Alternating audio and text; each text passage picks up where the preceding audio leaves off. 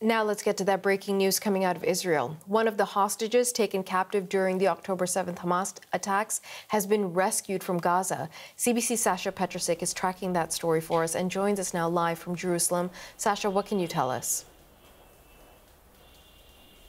Well, this was obviously a big surprise and triggered a great deal of joy here in Israel.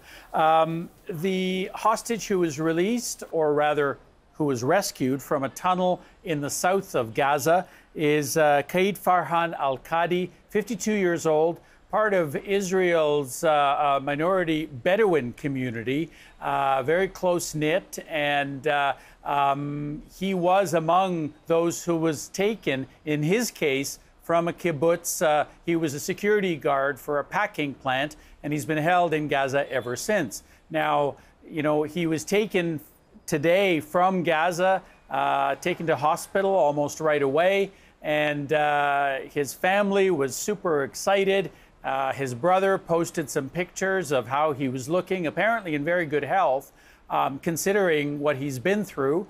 And there was a lot of excitement from family and from friends who came to the hospital to greet him. And there was also some words of encouragement and excitement, I guess, from the doctors at the hospital. This is what they had to say. He appears to be in general good condition, but will require another day or two of medical tests to make sure he is still okay. We are ecstatic with his family. Watching him unite with his children, his brothers, was a heartwarming moment for all of us, and we hope to be able to experience such moments with many more returned captives here at Soroka Medical Center. Now, you know, the questions were raised right away. How did this actually happen? Because the Israeli military has managed to rescue only a handful of hostages alive from Gaza in the past almost 11 months. They said this was a very complex operation. Otherwise, they're not saying much. This was what the spokesperson for the military did have to say this afternoon. He is alive.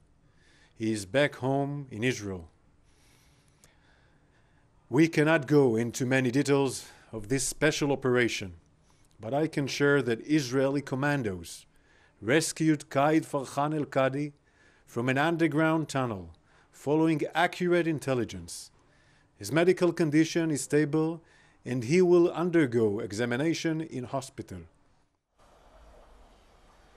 Now, the families of the hostages who have been pushing very hard for all of the hostages, some 100 or so who are still being held. Many of them are dead, but many are also believed to be alive.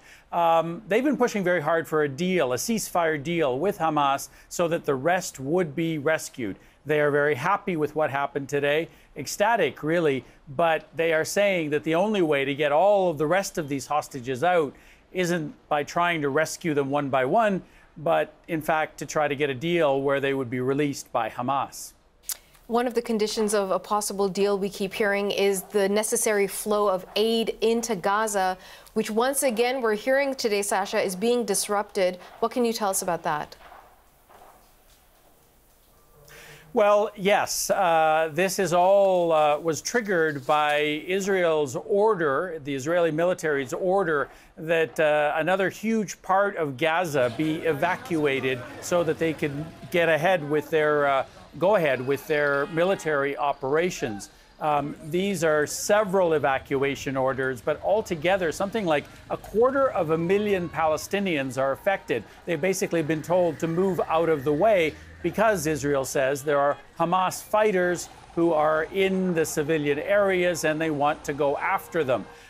This has meant that not only do all of these people have almost nowhere to go, some of them are camped out on the beach and almost being pushed into the ocean, but it's also disrupted the flow of aid, which has already been not sufficient, according to aid organizations, for that population. They're now saying that the UN in particular, that they're not going to be able to distribute much aid, if any at all.